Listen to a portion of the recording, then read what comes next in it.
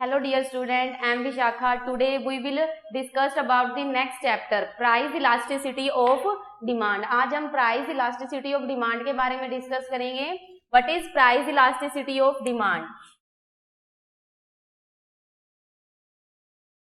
What is price elasticity of demand?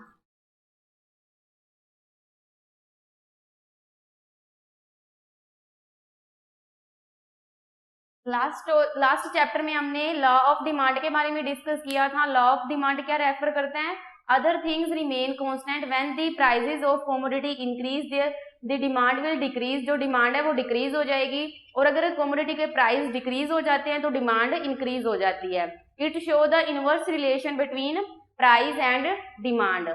तो देखो जो लॉ ऑफ डिमांड में हमने देखा कि प्राइसेस इंक्रीज होने से डिमांड डिक्रीज होती है, बट कितनी डिक्रीज होती है, कितना चेंजेस आता है डिमांड में, उसके बारे में हम प्राइस इलास्टिसिटी ऑफ डिमांड में डिस्कस करेंगे. तो what is price elasticity of demand?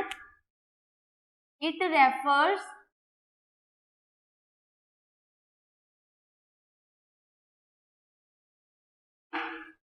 Price elasticity measure the change in quantity demand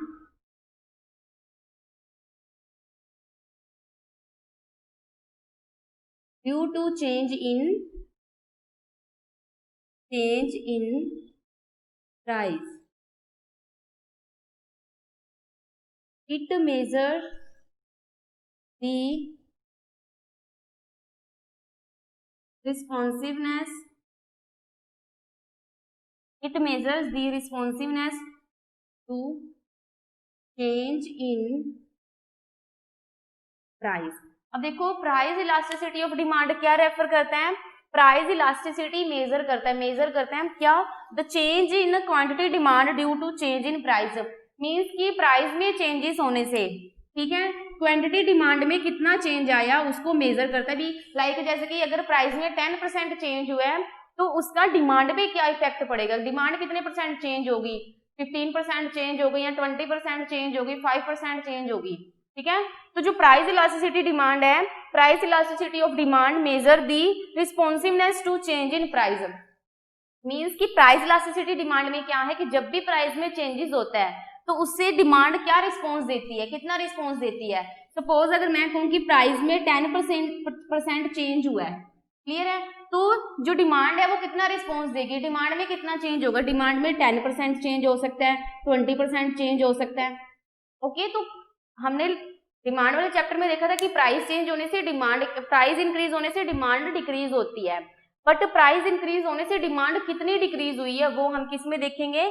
price elasticity of demand में. प्राइस इलास्टिसिटी ऑफ डिमांड में हम यही मेजर करते हैं कि प्राइसेस में चेंजेस होने से जो क्वांटिटी डिमांड है उसमें कितना चेंज आता है. क्लियर है?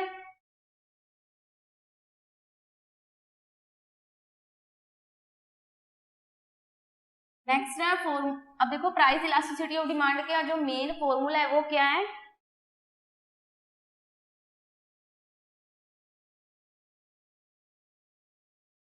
प्राइस इलास्टिसिटी ऑफ डिमांड कैसे फाइंड करते हैं? Price elasticity of demand equal proportionate change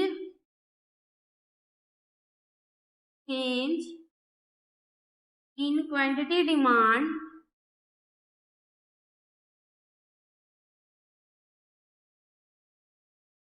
divide by proportionate change in price. अब देखो कि इलास्टिसिटी ऑफ डिमांड कि प्राइस के चेंज होने से डिमांड में चेंज कितना आता है, तो उसको हम एक फॉर्मूले से प्रेजेंट करेंगे. तो फॉर्मूला है प्राइस इलास्टिसिटी ऑफ डिमांड का. Price elasticity of demand equal proportionate change in quantity demand. Quantity demand में कितना चेंज आया, प्रोपोर्शनेट मतलब कितने अनुपात में जो क्वांटिटी डिमांड उसमें चेंजेस आए हैं, ठीक है, कितने परसेंटेज उसमें चेंजेस आए हैं, या फिर divide by proportionate change in price, और जो प्राइस में कितना चेंज आएगा उसके साथ डिवाइड कर देंगे. सपोज कि प्राइस में 10% चेंज आया है, ओके, और जो क्वांटिटी डिमांड है प्राइस में 10% चेंज आने से जो क्वांटिटी डिमांड है वो उसमें कितना चेंज आया है? 20%. क्लियर है? तो जब इसको डिवाइड कर देंगे तो हमारे पास क्या आंसर आएगा, 2%। मीन्स कि प्राइस में 10% चेंज होने से जो हमारे पास क्वांटिटी डिमांड है उसमें 20% चेंज आया, तो जो हमारी प्राइस इलास्टिसिटी ऑफ डिमांड है वो कितनी होगी, 2%। प्राइस इलास्टिसिटी ऑफ डिमांड क्या मेजर करता है कि प्राइसेस में चेंजेस होने से डिमांड में कितना चेंज आया, ठीक है, कितना रिस्पॉन्स देती है हमें डिमांड। तो ये है प्राइस इलास्टिसिटी ऑफ डिमांड। या फिर हम इसको देखो नेक्स्ट फॉर्मूले से भी प्रेजेंट कर सकते हैं।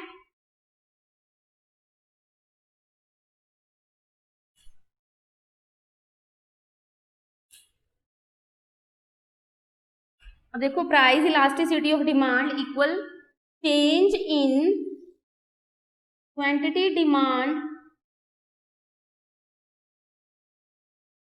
Divide by initial demand.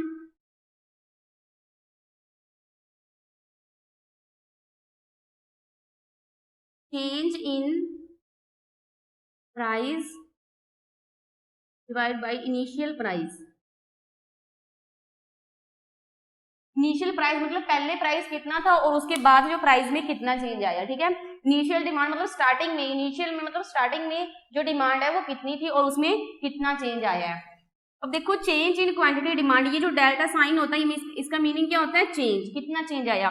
तो change in quantity demand, quantity में, क्वांटिटी को हम क्या है क्यू से प्रेजेंट करेंगे, तो चेंज इन क्वांटिटी डिमांड मतलब कि इसको हम डेल्टा क्यू भी प्रेजेंट कर सकते हैं, लिख सकते हैं। Delta Q means change in quantity demand and initial demand को हम क्या लिखेंगे, Q.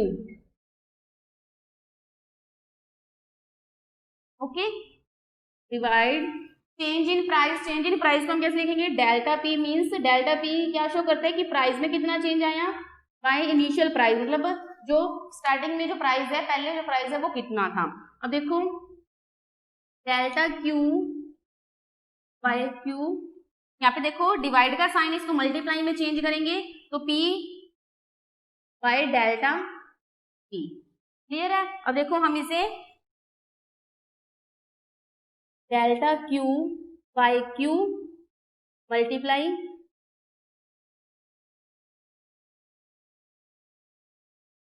P by delta P, मतलब कि हम इस फॉर्मूले के थ्रू भी प्राइस इलास्टिसिटी ऑफ डिमांड है उसको फाइंड कर सकते हैं।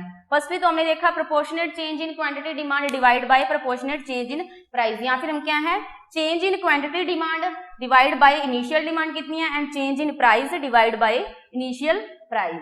क्लियर है?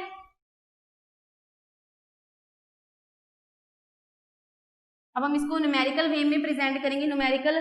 न्यूमेरिकल्स आपको मैं बताऊंगी और उसमें हम इन टू फॉर्मूला के यूज करके उसके बाद है जो प्राइस इलास्टिसिटी ऑफ डिमांड है उसको फाइंड करेंगे।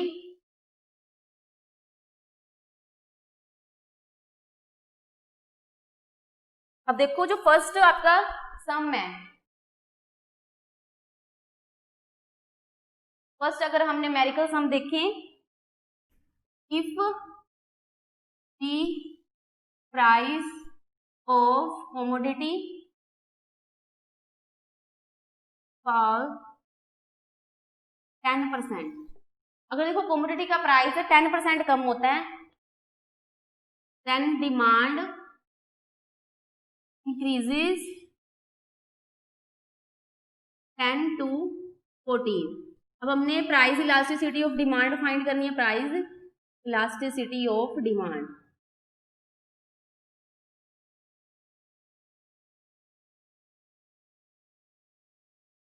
देखो हम इसको कैसे फाइंड करेंगे, यहाँ पे देखो कि अगर if the price of commodity fall 10%, अगर कमोडिटी का जो प्राइस है वो 10% कम हो जाता है, देन डिमांड क्या होगी, वो इंक्रीज हो जाएगी, 10 से 14 हो जाएगी। मतलब हमें प्राइस परसेंटेज की फॉर्म में दिया हुआ है और जो डिमांड है वो परसेंटेज में नहीं दी, तो हम डिमांड को क्या है पहले परसेंटेज में चेंज करेंगे, ठीक है, परसेंटेज की फॉर्म में उसे चेंज करेंगे। तो देखो कि अगर प्राइस में है जो चेंज कितना हुआ है 10%, क्लियर है, तो हमें क्या है डिमांड में कितना चेंज आया है 10 to 14, ठीक है, पहले डिमांड 10 थी फिर उसके बाद 14 हो गई, मतलब कि जो डिमांड है वो कितनी हुई है डेल्टा क्यू, मतलब डेल्टा क्यू का मीनिंग क्या होता है, change in demand, means demand में कितना चेंज आया है। तो उसको कैसे फाइंड करेंगे, Q1 by Q, Q1 means 14 and Q means starting में आपकी डिमांड कितनी थी 10 और चेंज कितना हुआ है Q1 मीन्स 14, ठीक है। तो 10 से 14 हुई है, तो जो डेल्टा क्यू है, क्वांटिटी डिमांड है, उसमें कितना चेंज आया है? 4। 14 माइनस 10 इक्वल 4। क्लियर है? अब हम इसको परसेंटेज में चेंज करना है क्वांटिटी डिमांड को। परसेंटेज इंक्रीज इन डिमांड, तो जो हमारे पास डेल्टा क्यू है, ठीक है, उसको हम क्या है कि जो हमारी इनिशियल डिमांड थी उसके साथ डिवाइड करके 100 के साथ मल्टीप्लाई कर देंगे। डेल्टा क्यू हमारे पास 4, जो हमारी इनिशियल डिमांड थी, स्टार्टिंग में हम कितनी डिमांड कर रहे थे? 10 मल्टीप्लाई 100। 100 जब हमने परसेंटेज की फॉर्म में चेंज करना होता है तो उसके लिए हम 100 यूज करते हैं। तो जो हमारे पास आंसर क्या आ जाएगा? 4 मल्टीप्लाई 10 40%। तो जो प्राइजेस में चेंज आने से 10%, जो डिमांड में कितना चेंज आया, तो हमने जो डिमांड को परसेंटेज की फॉर्म में फाइंड किया 40%। क्लियर है? तो अब इसमें हमने जो मैंने आपको फॉर्मूला बताया था प्राइस इलास्टिसिटी ऑफ डिमांड का, proportionate change in quantity demand divide by proportionate change in price, मतलब परसेंटेज की फॉर्म में प्राइस में कितना चेंज आया है, परसेंटेज की फॉर्म में देखें, उसको डिवाइड कर दो जो प्राइजेस में चेंज आया है। ठीक है, डिमांड में कितना चेंज आया उसको प्राइस के साथ डिवाइड करेंगे तो हमारे पास क्या आ जाएगी? Price elasticity of demand. Firstly क्या था? Proportionate change in quantity demand. Quantity demand में कितना चेंज आया है? 40%। And divide by proportionate change in price, price में कितना चेंज आया है? 10%। तो इसको कट करेंगे 4, मतलब कि जो हमारी प्राइस इलास्टिसिटी ऑफ डिमांड है वो कितनी है? 4%। क्लियर है? ये आपको न्यूमेरिकल मेथड कि फर्स्टली जो हमारे प्राइस है हमें वो क्या है? डिक्रीज हुआ था 10%। ठीक है, तो उस प्राइस को हम क्या करेंगे? परसेंटेज की फॉर्म में दिया हुआ प्राइस, तो हम जो डिमांड है उसको भी पहले परसेंटेज की फॉर्म में चेंज करेंगे। क्लियर है? फर्स्टली हम देखेंगे कि हमारी जो डिमांड है वो कितनी चेंज हुई है, डेल्टा क्यू फाइंड करेंगे 4, ठीक है, और फिर डेल्टा क्यू को डिवाइड कर देंगे जो हमारी इनिशियल डिमांड थी, जो हम स्टार्टिंग में डिमांड कर रहे थे, उसको मल्टीप्लाई कर देंगे 100 के साथ, और फिर 4/10 मल्टीप्लाई 100, हमारे पास जो डिमांड है वो परसेंटेज की फॉर्म में कितनी आ जाएगी? 40। और फिर हमने जो मैंने आपको पहले जो फॉर्मूला बताया था, proportionate change in quantity demand divide by proportionate change in price, तो 40 डिवाइड बाय 10, तो जो प्राइस इलास्टिसिटी ऑफ डिमांड है वो कितनी आ जाएगी हमारे पास? 4%। तो ये इसमें क्या शो किया गया कि प्राइस में चेंजेस होने से डिमांड में कितना चेंज होता है, तो उसके बारे में हमें एक्सप्लेन किया।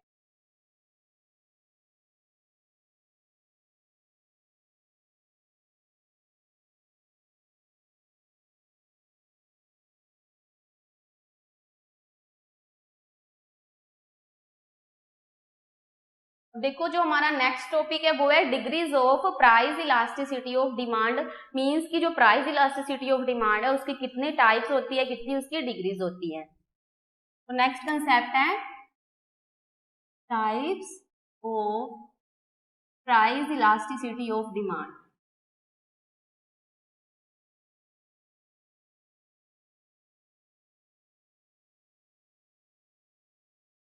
अब देखो प्राइस में चेंजेस आने से, प्राइस में चेंजेस आएंगे तो डिमांड पे 5 टाइप से इफेक्ट पड़ेगा। क्लियर है? अब देखो सपोज कि अगर प्राइस में 10% चेंजेस आता है, ठीक है, तो जो अगर यहाँ पे हम लेते हैं price and this is quantity demand, quantity demand, अगर देखो प्राइस में 10% चेंज आता है तो जो डिमांड है वो क्या है? डिमांड में भी 10% चेंज आ सकता है, ठीक है, 20% से ज्यादा भी चेंजेस आ सकते हैं, 5% चेंज भी आ सकता है डिमांड में, 0% चेंज भी आ सकता है, ठीक है, या फिर इन्फिनिटिव, मतलब कि जिसको हम काउंट नहीं कर सकते कि कितना चेंज आ सकता है डिमांड में। तो मतलब कि अगर प्राइस में चेंजेस होते हैं तो उसका जब डिमांड पे इफेक्ट पड़ेगा तो वो 5 टाइप से इफेक्ट पड़ेगा। अगर प्राइस में 10% चेंजेस होते हैं तो डिमांड में भी 10% चेंजेस हो सकते हैं, 20% चेंजेस हो सकते हैं, 5% डिमांड चेंज हो सकती है, 0% डिमांड चेंज हो सकती है, और लास्ट में इन्फिनिटिव भी हो सकती है डिमांड, जिसको हम काउंट नहीं कर सकते कि हमारे डिमांड में कितना चेंज आया है। ठीक है, तो ये 5 टाइप्स है, इसके बारे में हम डिस्कस करेंगे।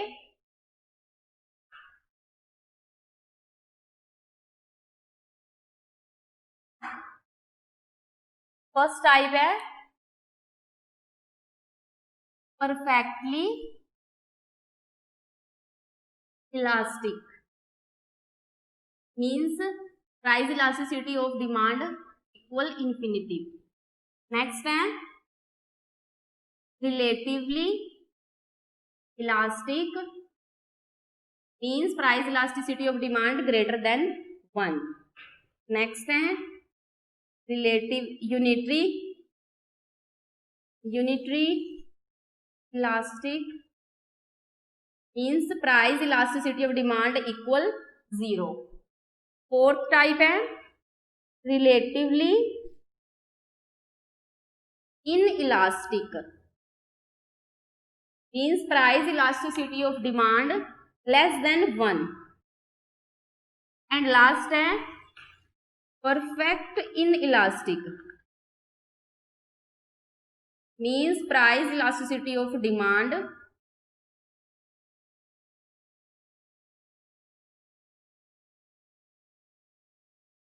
equal than infinitive 1. देखो अब जो लास्ट टाइप है हमारी वो क्या है परफेक्ट इन इलास्टिक. अब देखो परफेक्ट इन इलास्टिक का मतलब क्या होता है कि जो प्राइस इलास्टिसिटी ऑफ डिमांड है वो इक्वल 0. ठीक है इन इलास्टिक. अब देखो जो हमारे पास है 5 टाइप्स हैं प्राइस इलास्टिसिटी ऑफ डिमांड की. फर्स्ट टाइप है perfectly elastic means price elasticity of demand equal infinitive भी हो सकती है. रिलेटिवली इलास्टिक मींस जो प्राइस इलास्टिसिटी ऑफ डिमांड है वो ग्रेटर देन 1 भी हो सकती है. एंड थर्ड है unitary elastic means price elasticity of demand है वो इक्वल 1 भी हो सकती है. नेक्स्ट है relatively in elastic means price elasticity of demand less than 1 भी हो सकती है. एंड लास्ट टाइप है परफेक्ट इन इलास्टिक मींस जो प्राइस इलास्टिसिटी ऑफ डिमांड है वो क्या है 0 भी हो सकती है.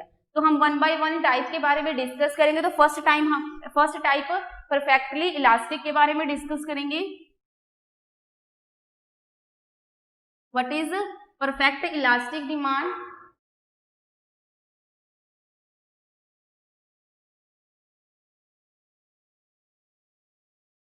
Perfect elastic demand is a situation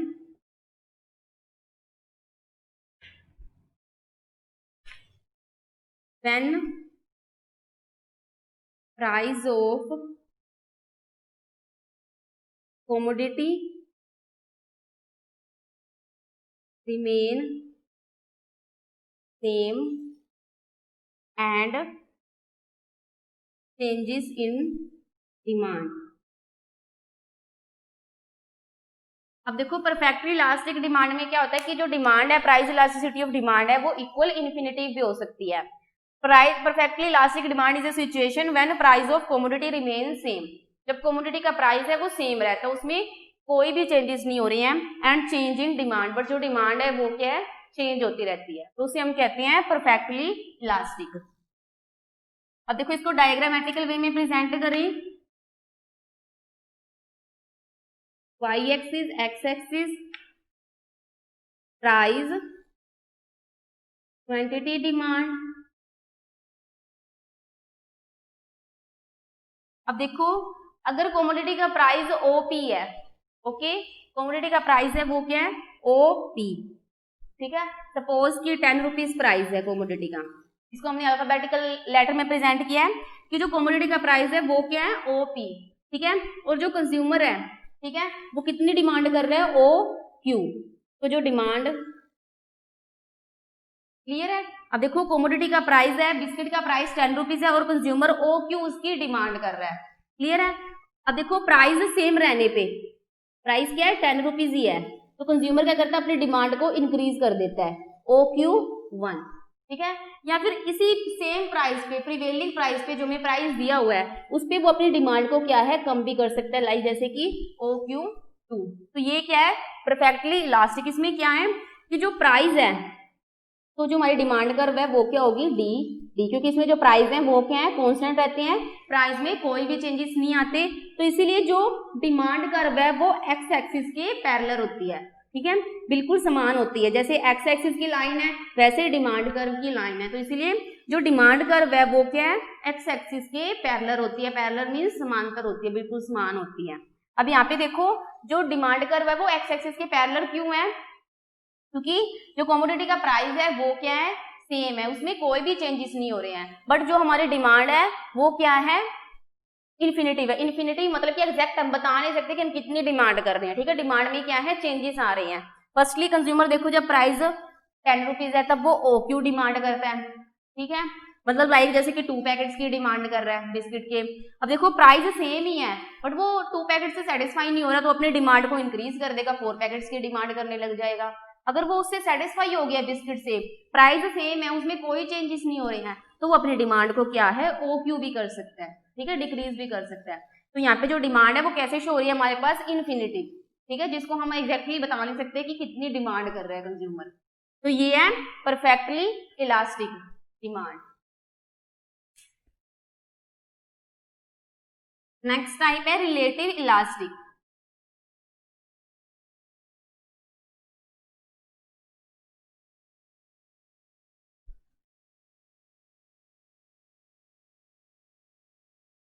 relatively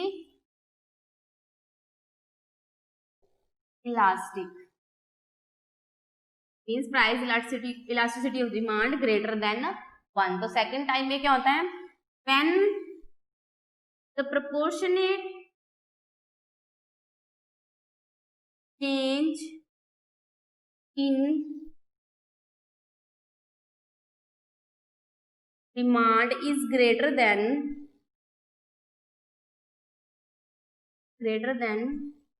proportionate change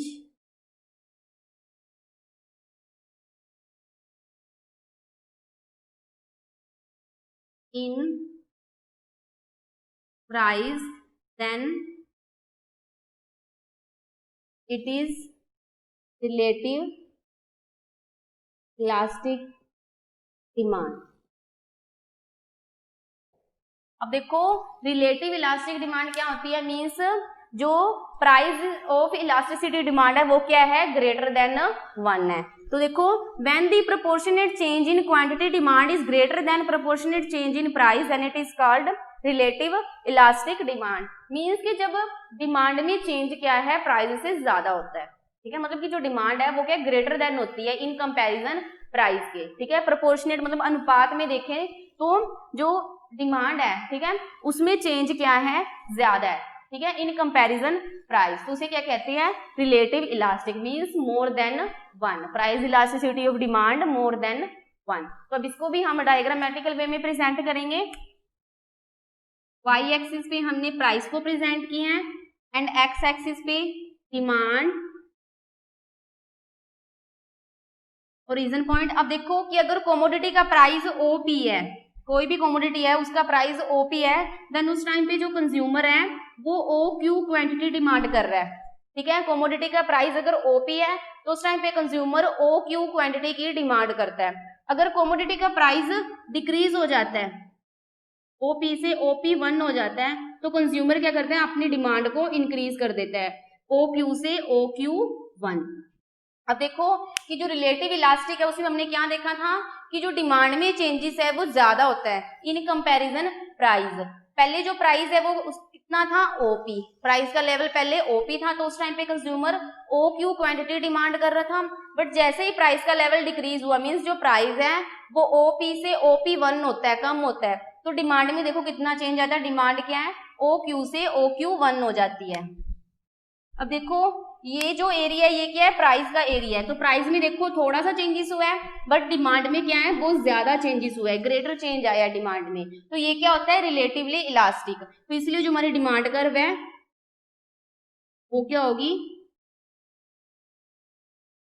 demand curve है वो नेगेटिव शो होगी, क्योंकि तो देखो प्राइस में थोड़ा सा चेंज आने से जो डिमांड है उसमें ग्रेटर चेंज आया है। प्राइस इलास्टिसिटी ऑफ डिमांड में जो हमेशा डिमांड कर्व होती है वो क्या है, नेगेटिव होती है, क्योंकि अगर प्राइस में चेंजेस होता है थोड़ा बहुत तो जो डिमांड में चेंज होगा वो ऑपोजिट डायरेक्शन में चेंज होगा। प्राइस में थोड़ा सा चेंजेस हुआ है तो यहाँ पे डिमांड देखो ग्रेटर हुई है।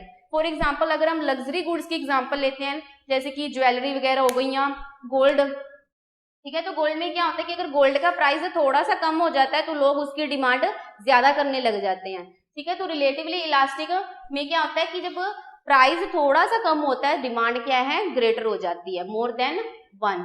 नेक्स्ट टाइप है unitary elastic.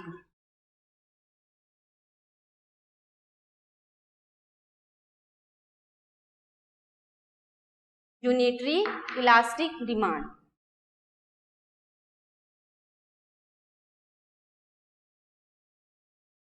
Elastic demand means price elasticity of demand equal 1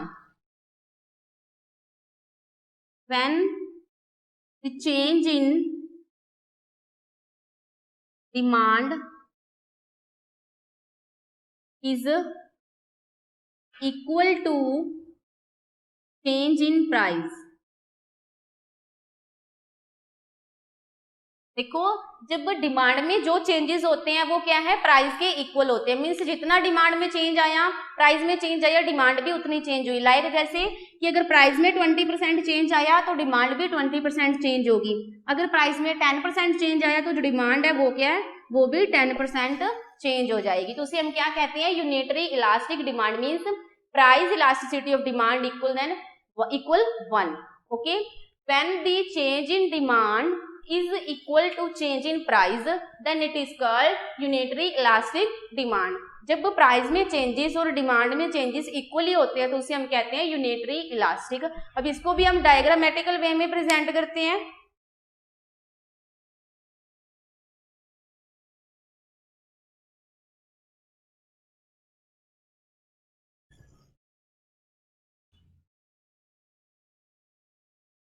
y axis, x axis demand, price. अब देखो कि अगर प्राइस ओपी है, कमोडिटी का प्राइस ओपी है, देन उस टाइम पे जो कंज्यूमर है वो ओ क्यू क्वांटिटी डिमांड कर रहा है कमोडिटी की। जब कमोडिटी का प्राइस, सपोज अगर हम यहाँ पे लिखते हैं कमोडिटी का प्राइस अगर ओपी है, देन उस टाइम पे consumer O Q quantity demand करता है। क्लियर है?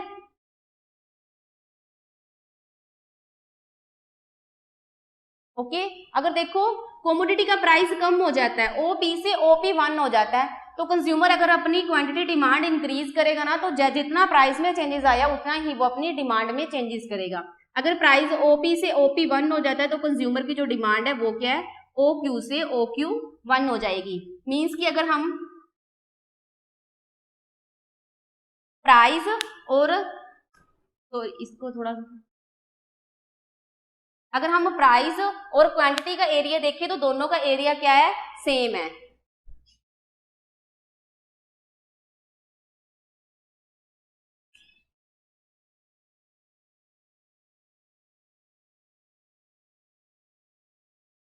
अब ये देखो ये क्या है, प्राइस का एरिया। मींस पहले प्राइस कितना था, ओपी, और जो प्राइस है वो अब कितना हो गया, ओपी 1, और जो क्वांटिटी में कितना चेंज आया है, ओ क्यू 1।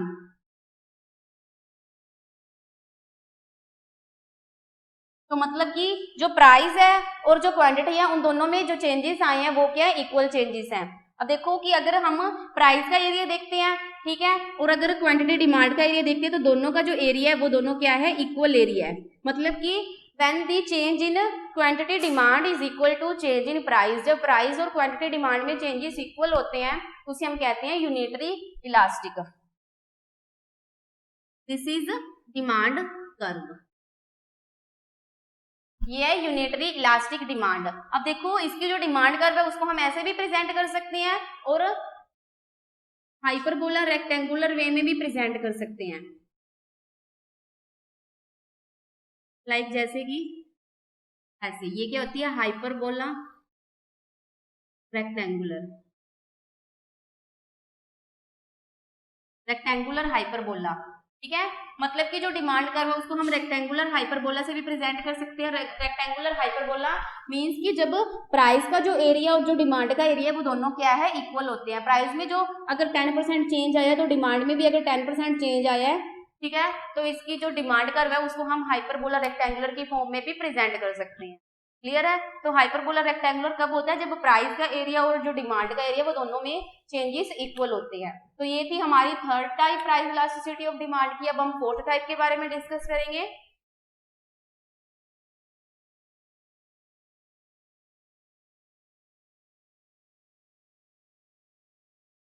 फोर्थ टाइप है